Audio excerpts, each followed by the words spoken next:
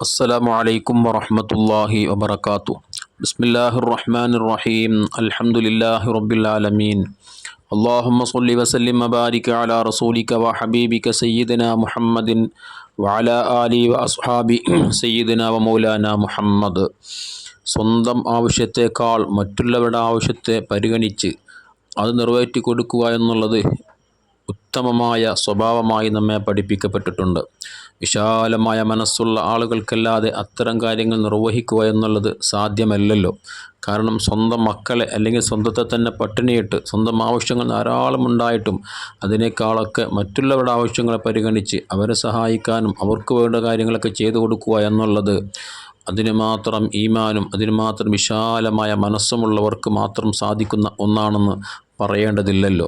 അപ്പം അത്തരം ആളുകൾ അത്തരം പ്രവർത്തനങ്ങൾ ചെയ്ത സൽസ്വഭാവികളാകുന്ന ആളുകളെ വിശുദ്ധ ഖുർആൻ തന്നെയും പ്രത്യേകം അവരെ അഭിനന്ദിച്ചതായി നമുക്ക് കാണാൻ സാധിക്കും.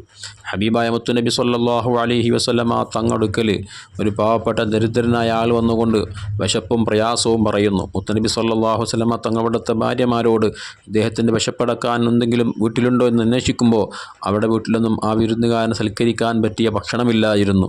മുത്തുനബി സ്വല്ലല്ലാഹു അലൈഹി വസല്ലമ തങ്ങൾ സ്വഹാബത്തിൻ്റെ അടുക്കലേക്ക് ഇറങ്ങി വന്നുകൊണ്ട് അവരോട് ചോദിക്കുന്നുണ്ട്, ഈ പാവപ്പെട്ട ദരിദ്രനായ മനുഷ്യന് ഭക്ഷണം കൊടുക്കാൻ, അദ്ദേഹത്തിന് മറ്റു സൗകര്യങ്ങൾ ചെയ്തു കൊടുക്കാൻ ഇന്ന് രാത്രി ആര് തയ്യാറുണ്ട്? ഒരു സഹാബി അൻസാരിയാകുന്ന ഒരു സഹാബി എഴുന്നേറ്റുകൊണ്ട് പറയുന്ന, നബിയെ ഞാൻ റെഡിയാണ്, അദ്ദേഹത്തെ ഞാൻ സൽക്കരിച്ചു കൊള്ളാം. അദ്ദേഹത്തിൻ്റെ കൈയും പിടിച്ചുകൊണ്ട് തൻ്റെ വീട്ടിലേക്ക് പോകുന്നു. ഭാര്യയോട് ചോദിക്കുന്നുണ്ട്, നബി സല്ലല്ലാഹു അലൈഹി വസല്ലമ തങ്ങളുടെ വിരുന്നുകാരൻ നമ്മോടൊപ്പം വന്നിട്ടുണ്ട്, അദ്ദേഹത്തിന് ഭക്ഷണം ഇവിടെ ഉണ്ടോ എന്ന് ചോദിക്കുമ്പോൾ ഭാര്യയുടെ മറുപടി, നമുക്കും നമ്മുടെ മക്കൾക്കും ഭക്ഷിക്കാനുള്ള ഭക്ഷണമല്ലാതെ മറ്റൊന്നും ഇവിടെയില്ലല്ലോ എന്ന് പറയുമ്പോൾ ആ സ്വഹാബി ഭാര്യ വിളിച്ചുകൊണ്ട് പറയുന്നു, നീ ഒരു കാര്യം ചെയ്യണം, നമ്മുടെ മക്കളെ എന്തെങ്കിലുമൊക്കെ പറഞ്ഞ് സമാശ്വസിപ്പിച്ചവരെ കിടത്തി ഉറക്കണം. അങ്ങനെ ഭക്ഷണമൊക്കെ റെഡിയാക്കിയിട്ട് വിരുന്നുകാരൻ്റെ മുന്നിൽ കൊണ്ടുവെക്കുമ്പോൾ നീ ആ വിളക്ക് കെടുത്തിക്കളയണം. കാരണം വിരുന്നുകാരൻ അദ്ദേഹത്തിനോടൊപ്പം നമ്മൾ ഒന്നിച്ചിരുന്ന് ഭക്ഷണം കഴിക്കുമ്പോൾ അദ്ദേഹത്തിന് ഭക്ഷണത്തിൽ ഇല്ലായ്മ അല്ലെങ്കിൽ ഭക്ഷണം കുറവാണെന്ന് വിവരം അദ്ദേഹം അറിയാൻ പാടില്ല. അറിഞ്ഞു കഴിഞ്ഞാൽ അദ്ദേഹം ഭക്ഷണം കഴിക്കാതിരിക്കും. അതുകൊണ്ട് മുത്തുനബി സ്വല്ലല്ലാഹു അലൈഹി വസല്ലം തങ്ങളുടെ ഈ വിരുന്നുകാരെ വേണ്ട രൂപത്തിൽ സൽക്കരിക്കുക എന്നുള്ളത് നമ്മുടെ മേൽ ബാധ്യതയാണല്ലോ. വിളക്ക് കെടുത്തിയാൽ നമ്മൾ ഭക്ഷണം കഴിക്കാത്ത വിവരം അദ്ദേഹം അറിയില്ലല്ലോ. അങ്ങനെ ആ സ്വഹാബി പറഞ്ഞതുപോലെ ഭാര്യ ചെയ്യുന്നു, മക്കളെ കിടത്തി ഉറക്കുന്നു.